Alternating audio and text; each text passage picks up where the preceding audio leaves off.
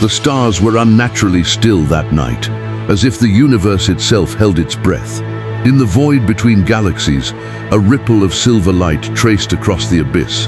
Norin Rad, known across creation as the Silver Surfer, rode upon his cosmic board, the power cosmic coursing through him like a tide of eternity. His journey was not one of conquest, not of vengeance, but of necessity. He had witnessed worlds fall to entropy, seen civilizations devour themselves under the wars. And now, in the farthest reaches of existence, he sensed a disturbance that threatened not just one world, but the fabric of the cosmos itself, Earth. The fragile blue sphere that time and again managed to shape destiny far beyond its weight. It was a cradle of heroes, a forge of villains, a stage for gods, and at its heart, the one they called Superman, Kal-El, last son of Krypton.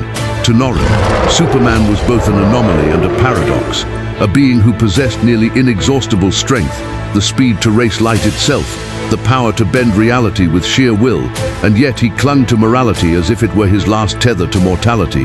The surfer had wandered through empires that rose and fell, witnessing how power, unchecked, became tyranny. To him, even the noblest intentions often became the roots of oppression. The question that gnawed at his mind was one of governance, of responsibility. Should beings like himself and Superman continue to exist as free agents, each shaping fate as they saw fit? Or should such power be bound by higher cosmic law?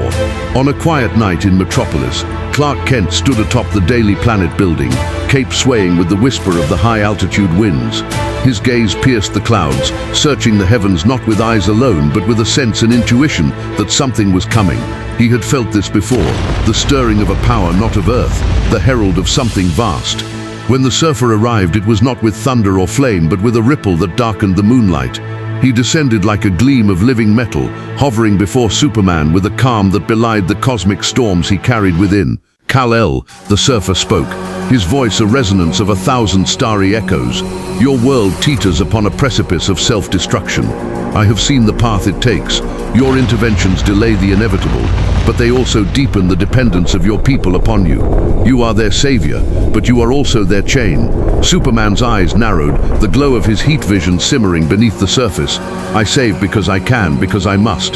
They are free to rise, to fall, to make mistakes, but they are not my subjects. I serve life, I do not command it. And yet the surfer replied, gliding closer, your very presence bends the arc of their destiny. Wars you end before they can resolve themselves. Tyrants you depose without allowing history to weigh their rule. Do you not see, Kryptonian? You are a variable that makes the equation unsolvable. The universe does not demand a savior, it demands balance. There was a silence between them, a gulf of ideals that stretched wider than the void between galaxies. Balance without compassion is tyranny, Superman answered, his voice firm. You speak as if detachment makes you righteous, but your hand shapes worlds too, Silver Surfer. You once heralded a devourer of planets. How many destinies did you erase in the name of cosmic balance? The surfer's eyes dimmed at the memory. Galactus, the hunger eternal, and the oath he once served. I have paid for that sin 1,000-fold, Kal-El. I have seen civilizations thrive because I intervened, not as a conqueror, but as a warden. And now I see in you the same danger I once was. A being so powerful he cannot help but shape what he touches. This was no mere clash of fists to come. It was a clash of philosophies. Should power serve, or should power withdraw? Should a god among mortals stand among them, or ascend and leave them to their own fate? The stars witnessed their silence until the surfer's board hummed with power, a line of silver energy tracing the dark. I did not come to destroy you, Superman, but the cosmos has decreed that no one world should anchor the fate of all others. You are a pivot upon which too much turns. If you will not retreat, then I must remove you. Superman's cape fluttered as he stepped forward, his boots grinding against the steel beneath. If you want to take me away from them, Surfer, you'll have to go through me first. I am not their god. I am their defender. That is the difference you've never understood. And so the stage was set. Not merely a battle for victory, but a confrontation of meaning. Could a man born of alien stars hold to the fragile morality of Earth? and prove that power could be a servant rather than a master? Or would the cold calculus of the cosmos, wielded by the surfer, prove that even the brightest sun could cast the longest shadow? The world felt the tension ripple, though no human knew why their skies darkened, why their tides paused for an instant. Somewhere deep down, perhaps the universe knew. A decision would be made tonight that would ripple across galaxies. One stood for free will, flawed and flailing. The other for an ordered cosmos, cold and clean. Both believed themselves saviors. Only one could remain unchallenged. The surfer raised his hand, the power cosmic swirling like a newborn nebula. Superman clenched his fists, the sunlight of 1,000 dawns filling his cells. Their eyes locked, and the void between them became the cradle of destiny. Neither struck, not yet, for both knew, in that pause before infinity, that what they fought for was far larger than themselves. It was the question no power could avoid. Is it better to save a world, or to let it save itself? And in that question, the seeds of war began to bloom. Run, run, Achilles. The silence shattered as the void erupted in the first burst of cosmic force. The surfer moved first, not in anger, but in inevitability. His board streaked forward at translight speed, trailing a ribbon of energy that bent the stars. Superman countered with a blur of red and blue, their collision tearing open a rift in the very fabric of space. Worlds trembled in their orbits, moons cracked from the ripple. The surfer unleashed a cascade of cosmic beams, each carrying the essence of collapsing stars, the entropy of dying worlds. Superman flew through them, his body a living prism of solar fury, his heat vision cutting arcs across the void to deflect and disperse the incoming energy. The clash was not just power, it was thought against thought, principle against principle. You delay what must happen, the surfer thundered, his voice carried across telepathic waves. Every time you save them, they grow weaker, more dependent. Your very love for them cripples their evolution. And every time you decide for them, Superman shot back, you steal their right to rise. You would rather let them burn in the name of balance than give them a fighting chance. I will not stand aside and watch that happen.